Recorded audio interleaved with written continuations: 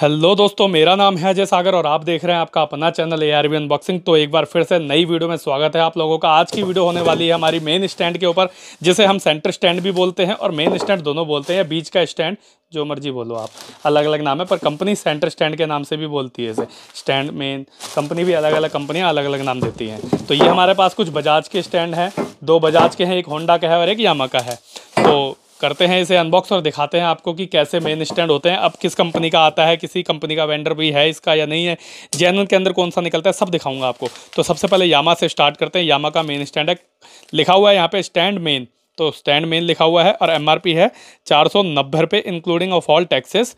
और पैकिंग है इसकी पैकिंग है इसकी 4 तारीख तीसरा महीना 2021 की। अभी लेटेस्ट पैकिंग है। कंट्री ऑफ ओरिजिन है इंडिया के अंदर ही बिकता है। बाकी Yamaha motor private limited. Part number देख लेते हैं 45SF71100। तो बस ये था स्टैंड के कुछ डिटेल्स। करते हैं इसे अनबॉक्स और दिखाते हैं आपको कि कौन सी कंपनी का स्टैंड है, कोई कंपनी का मार्क है या नहीं है स्टैंड के ऊपर, या कंपनी वेंडर कुछ भी डिटेल मिल जाए तो बताते हैं आपको। मुझे भी नहीं पता कि कौन सी कंपनी वेंडर बना के दे रही है, वैसे मैं खुद पहली बार चेक कर रहा हूँ, मैंने इतना डीपली लिया नहीं। बट ये पता है कि स्टैंड जेन्युइन ही कामयाब होते हैं, लोकल स्टैंड कामयाब नहीं होते, लोकल जंग से ख़राब हो जाते हैं। देख रहा हूँ मैं तो, देखो स्टैंड देख रहा हूँ, मुझे स्टैंड पे कोई भी मार्क नहीं दिख रहा, कोई भी निशान नहीं दिख रहा, या किसी भी तरीके का कोई पार्ट नंबर नहीं दिख रहा, जिससे साफ ये पता चलता है कि स्टैंड जो है यामा का नहीं है, किसी वेंडर का ही है। और किस वेंडर का है ये भी नहीं पता, बट बहुत मजबूत है, वजन में काफ़ी भारी है स्टैंड। और स्टैंड की क्वालिटी देख रहे हैं आप, एकदम अलग ही साइन मार रहा है, ब्लैक भी देख रहे हैं। तो ये है हमारा यामा FZ का स्टैंड, जिसके ऊपर कुछ भी मेंशन नहीं है। किस कंपनी का है ये भी मेंशन नहीं है, और किस वेंडर का है ये भी मेंशन नहीं है। बिल्कुल प्लेन है, कहीं भी कुछ नहीं लिखा, बस ये लिखा, ये बस पैकिंग के ऊपर ये लिखा हुआ है कि यामा FZ का स्टैंड है। तो ये था हमारा यामा FZ का स्टैंड, जिसकी MRP दोबारा से मैं आपको दिखा देता हूँ, सिर्फ 490 रुपये। तो 490 बहुत हो जाती है, सिर्फ नहीं होती ये भी। तो ये करेंगे साइड और आएंगे अपना दूसरे मेन स्टैंड पे। तो दूसरा है हमारा बजाज का है, होंडा का लास्ट में करेंगे। दूसरा वाला बजाज का ले लेते हैं। पार्ट नंबर देखते हैं इसका। सबसे पहले पार्ट नंबर है इसका हमारा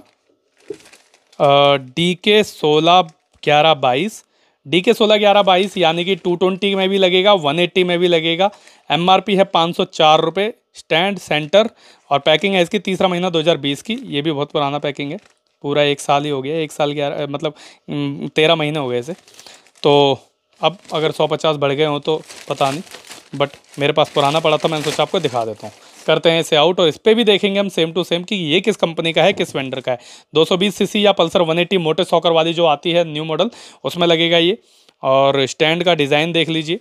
स्टैंड का डिज़ाइन कुछ ये है हमारा मेन स्टैंड का डिज़ाइन। तो आपको भी देख लीजिए, मुझे तो कुछ नहीं दिखा अभी तक इस पर कि किस कंपनी का है। ये भी, यहाँ भी कुछ नहीं लिखा, ये भी प्लेन है, पीछे से पूरा प्लेन है, यहाँ कुछ भी नहीं है। और इधर आते हैं, अब इधर भी कुछ नहीं लिखा, ये पूरा मेन स्टैंड प्लेन है, इस पर भी कोई भी निशान नहीं है। तो ये है हमारा पल्सर 200 सीसी या 220 सीसी या पल्सर 180 न्यू मॉडल का मेन स्टैंड, जिसके ऊपर कोई मार्क नहीं है किस कंपनी का है। तो बस इसे भी साइड करेंगे और अब आएंगे हम अपना दूसरे स्टैंड पे। इसे ही ले लेते हैं। पहले बजाज का स्टैंड है, इसी को ख़त्म करते हैं पहले बजाज को, ठीक है। अब देखते हैं ये किस गाड़ी का है, देख लीजिए। ये है हमारा NS का स्टैंड, मैंने लिखा हुआ है वैसे NS 200, पर पार्ट नंबर लिखा है यहाँ पे। पार्ट नंबर है इसका 36JL0025। 632 रुपये MRP है। पल्सर 200 NS मैंने लिखा हुआ, वैसे पार्ट नंबर अगर आप सर्च मारेंगे तो यही आएगा। और मेन स्टैंड बहुत पुराना है, ये भी मेरे पास अगस्त 2017 का है। अब तो इसकी MRP पता नहीं क्या हो गई होगी। और खोलते हैं इसे भी और देखते हैं इस पर भी कि किस कंपनी का स्टैंड है ये। सबसे पहले तो इसका डिज़ाइन देख लेते हैं। ये तो बिल्कुल ही यूनिक है, मतलब एकदम डिफरेंट मेन स्टैंड है, NS 200 का है, बिल्कुल यूनिक। देख रहे हैं आप, कुछ अलग ही है, हटके है, टेढ़ा सा दे दिया। तो यहाँ पे चलो कम से कम ये तो नहीं है कि कुछ लिखा है या नहीं लिखा है, यहाँ कुछ तो लिखा हुआ है। क्या लिखा हुआ है देख लेते हैं। ये है हमारा, कुछ कोड है लिखे हुए इस पर, 111F17, बस ये कोड है। और ढूंढते हैं इस पर और कहीं कुछ लिखा है या नहीं लिखा हुआ है, देखते हैं। अभी तक तो कुछ भी नहीं दिखा उस कोड के अलावा। यहाँ भी कुछ नहीं लिखा, यहाँ भी नहीं है। और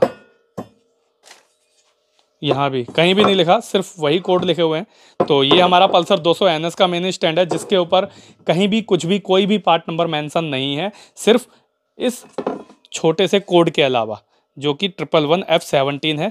और यहाँ पे स्टैंड की रबड़ लगेगी, स्टैंड स्टॉपर रबड़, जब मेन स्टैंड को ऊपर करे तो वो साइलेंसर से टच ना हो और आवाज़ ना करे। तो ये हमारा पल्सर 200 NS का स्टैंड है, इसे भी साइड करेंगे। अब आएंगे अपना लास्ट स्टैंड पर, जिसका हमारा होंडा का है। सबसे पहले इसके पार्ट नंबर पे ही आते हैं। ड्रीम युगा का है होंडा में, देख लीजिए, मैंने वैसे मार्कर से लिखा हुआ है, पर पार्ट नंबर जो है उस पर आते हैं हम 5060K14900। Stand complete main 1 piece, MRP है सिर्फ 254 रुपये। देख लीजिए 254 रुपये, बहुत सस्ता दिया है होंडा ने, मानना पड़ेगा। पर ये 2018 का है, 254 की जगह हो सकता है 354 हो गया हो, तो इस धोखे में मत रहना, 254 है। कंपनियों ने रेट बहुत बढ़ा दिए हैं, फिर भी आपको मैक्सिमम 354 से ज़्यादा नहीं हुआ होगा, 250-300 हो गया होगा। इसे भी करते हैं अनबॉक्स और देखते हैं, चलिए, कि होंडा ने कुछ लिख के दिया है क्या अपने स्टैंड्स के ऊपर, या फिर होंडा ने भी खाली स्टैंड दिया है। तो खुल गया है मेन स्टैंड और हम देख रहे हैं कि कहाँ क्या लिखा होगा। यहाँ भी कहीं नहीं लिखा कुछ भी, यहाँ भी नहीं लिखा, यहाँ भी नहीं लिखा, यहाँ भी नहीं लिखा। तो मुझे तो लगता है कि इस भी स्टैंड पर, ये स्टैंड है हमारा लास्ट, इस स्टैंड पे भी कुछ नहीं लिखा, तो ये भी खाली है।